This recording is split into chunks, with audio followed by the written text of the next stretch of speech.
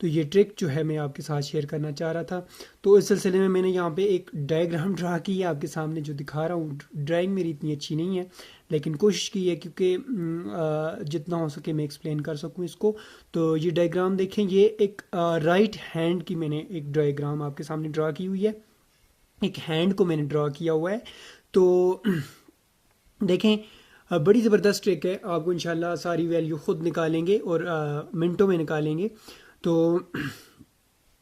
देखें, ये right hand है हमारा, ठीक है। आपको मैं दिखा सकता हूँ यहाँ पे, ये देखें, ये राइट हैंड और ये इसकी सबसे छोटी उंगली, ये रिप्रेजेंट कर रही है 0 डिग्री को, और नेक्स्ट जो उंगली है वो हमारी 30 डिग्री को रिप्रेजेंट करती है, और नेक्स्ट वन 45 डिग्री को रिप्रेजेंट करती है, और ये वाली जो उंगली है हमारी 60 डिग्री पे एंगल बनेगा, और ये जो है वो 90 पे। मतलब ये जो हमारी सबसे छोटी उंगली है और ये हमारा जो थंब है, ये आपस में एक दूसरे के साथ 90 के एंगल बनाते हैं। ये और ये वाली जो हमारी छोटी उंगली, ये आपस में फर्ज करें ये 90 का एंगल बनाते हैं आपस में, ठीक है।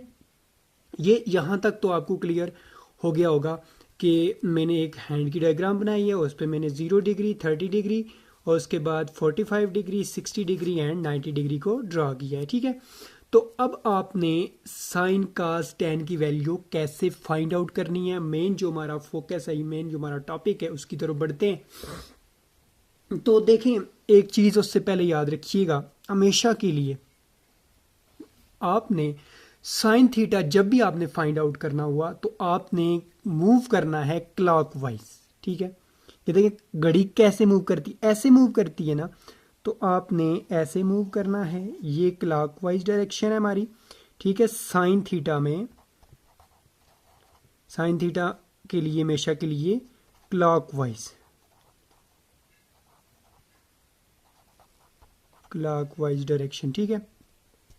और जो हमारे पास कॉस थीटा होगा उसमें हमेशा के लिए आपने एंटी क्लॉकवाइज मूव करना है, ये हमारा होगा cos theta, anti clockwise, anti clockwise. समझ गए, यहाँ तक क्लियर हो जाना चाहिए होगा कि साइन थीटा में आपने हमेशा के लिए क्लॉकवाइज मूव करना है और एंटी क्लॉकवाइज आपने कॉस थीटा में मूव करना है। अब फर्ज करें, अब मैं आपके सामने एक वैल्यू फाइंड करता हूँ कि साइन 60 डिग्री मैं फाइंड करना चाह रहा हूँ, साइन 60 डिग्री, साइन 60 डिग्री, ठीक है।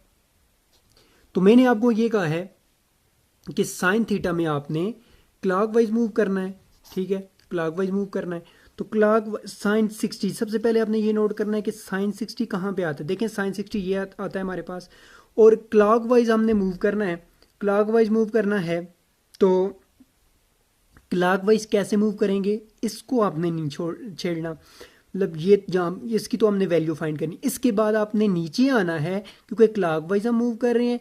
इसके बाद गिने तो कितनी उंगलियां आ जाती हैं, 1 2 3, 1 2 3, एक 45 वाली, दूसरी 30 वाली, तीसरी 0 वाली।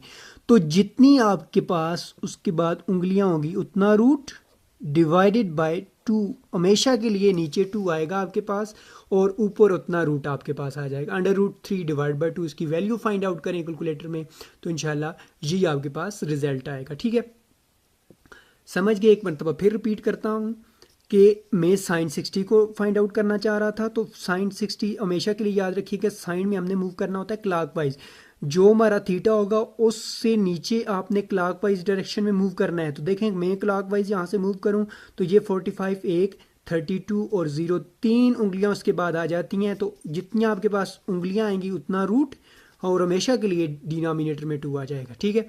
तो ये हमारे पास साइन 60 की वैल्यू आ जाएगी। इसी तरह मैं एक और वैल्यू साइन की ले लेता हूँ, मैं लेता हूँ जी साइन 30 डिग्री। अब साइन 30 पहले हैंड पे देखें कहाँ पे आता है, ये आता है साइन 30, और इसके बाद ये साइन 30 आ गया। अब क्लॉकवाइज मूव करूँ तो इसके बाद मैं यहाँ पे आऊँगा, क्लॉकवाइज मूव करके ये मैं मूव करके यहाँ पे आ जाऊँगा, ठीक है। इसके बाद मेरी उंगलियाँ कितनी बच जाती हैं, एक उंगली आ जाती है, एक उंगली है ये 0 वाली, ठीक है। तो रूट में हमारे पास क्या आ जाएगा, 1 डिवाइडेड बाय टू मैंने कहा है आपको हमेशा के लिए या इसी तरह रखना है आपने। 1 का रूट अगर निकालें तो 1 ही होता है। 1 divided by 2 is equal to 0.5। समझ गए। इसी तरह कोई और वैल्यू आप निकालना चाहें, जिस तरह मैं निकालता हूं जी अब 45 की, साइन 45 की वैल्यू मैं निकालता हूं। Sign 45 degree. अब साइन 45 कहाँ पे होता है, ये देखें ये 45 है। साइन में आपको पता है कि क्लॉकवाइज हम मूव करते हैं, तो साइन 45 के बाद कितनी उंगलियां आ जाती है हमारे पास 30 और ये 2 0 वाली उंगली दो, ठीक है। अंडर रूट के अंदर क्या आ जाएगा 2 और डिवाइडेड बाय 2, ठीक है। तो ये हमारे पास इसका अंडर रूट 2 डिवाइडेड बाय 2, जितना उंगलियां उतना रूट और डिवाइडेड बाय 2। अब ये इसका आंसर होगा, ठीक है। इसी तरह अब हम कॉज की तरफ मूव करते हैं। तो कॉज में आपको पता है कि कॉज में हम करते होते हैं एंटी क्लॉकवाइज। इधर मैं लिखता हूँ कॉज थीटा में आपको पता है कि कॉज में हम एंटी क्लॉकवाइज मूव करते हैं। तो मैं पहले फाइंड करता हूँ कॉज 30 की, कॉज 30 डिग्री, कॉज 30 डिग्री। अब देखें कॉज 30 कहाँ पे आता है हमारे पास, 30 ये आता है। तो हमने मूव कहाँ कैसे करना है, एंटी क्लॉकवाइज। इसको तो छोड़ देना है, इसको काउंट नहीं करना। इसके बाद कितनी उंगलियां आती हैं हमारे पास, ये 45 वाली 1, 60 वाली 2 और 90 वाली 3। तो अंडर रूट 3, यहाँ पे cos 30 जो है वो किसकी इक्वल होगा, अंडर रूट 3। इसमें भी डिनोमिनेटर में क्या आ जाएगा आपके पास 2 आ जाएगा। cos 30 की वैल्यू क्या हो जाएगी, अंडर रूट 3/2। ये आपको मैं फिर एक्सप्लेन कर दूं कि cos 30 की मैं वैल्यू फाइंड करना चाहता हूँ। cos कहाँ पे आता है, cos 30 यहाँ पे आता है हमारे पास ये। और इसके बाद अगर हम एंटी क्लॉक वाइज मूव करेंगे, यहाँ से एंटी क्लॉक ऐसे चलेंगे ना, ये एंटी क्लॉक वाइज डायरेक्शन है इसकी, ठीक है। मैं ऐसे मूव करूँगा तो इसके बाद हम मूव करेंगे 1, 2 और 3, 3 उंगलियाँ हैं, उतना रूट। देखें ये मैंने रूट लिख दिया 3 डिवाइडेड बाई 2। तो इसी तरह cos 60 की मैं वैल्यू फाइंड आउट करना चाहता हूँ। cos 60 degree, cos 60 is equal to, cos 60 मेरे पास कहाँ पे आता है, cos 60 ये आता है हमारे पास, देखें ये आता है। इसके बाद अगर मैं एंटी क्लॉकवाइज मूव करूँ, ऐसे जाऊँ, ठीक है, तो मैं कहाँ पे आ जाऊँ, एक उंगली मेरे पास रह जाती है क्योंकि इसको तो काउंट नहीं करते।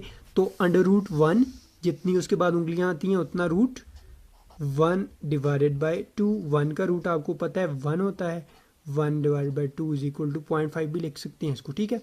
तो इसी तरह ये तो साइन का आज के लिए था। तो tan आपको पता होता है, tan किसके इक्वल होता है, tan होता है sine theta upon cos theta, oh sorry tan theta is equal to sine theta upon cos theta, ये हमारे पास होता है। तो अब आपने क्या करना है, अगर आप tan की वैल्यू फाइंड आउट करना चाहते हैं, tan आपके पास है 45, तो 45 उसी साइन 45 और cos 45, जिस तरह cos 45 की वैल्यू ऊपर जितना रूट आता है, ऊपर आपने क्लॉकवाइज चलना है और नीचे एंटी क्लॉकवाइज। मैं फॉर एग्जांपल मैं यहाँ पे वैल्यू फाइंड कर लेता हूँ जी, tan 45 की वैल्यू, tan 45 डिग्री। तो साइन 45 कहाँ पे आता है, साइन 45 हमारे पास आता है जी आ जाता है 45। तो साइन में कैसे करते हैं, क्लॉकवाइज मूव करते हैं। इसके बाद कितनी होंगी, अंडर रूट 2 क्योंकि ऊपर साइन आता है और डी। अब यहाँ पे 2 नहीं लगाना आपने, 2 लगाएंगे तो फिर भी कट जाएगा। तो cos 45 कहाँ पे आता है, cos 45 ये है। तो cos में हम एंटी क्लॉकवाइज मूव करते हैं तो ये ऊपर जाएगा, तो ये हमारे पास क्या आ जाएगा 2 अंडर, ये हमारे पास नीचे भी क्या आ जाएगा अंडर रूट 2, ये कटेगा तो ये क्या आ जाएगा 1 आ जाएगा। tan 45 इज इक्वल टू, ये हमारे पास 1 आ जाएगा, ठीक है। तो ये थी एक सिंपल सी ट्रिक जो कि मैंने आपके साथ शेयर करनी थी।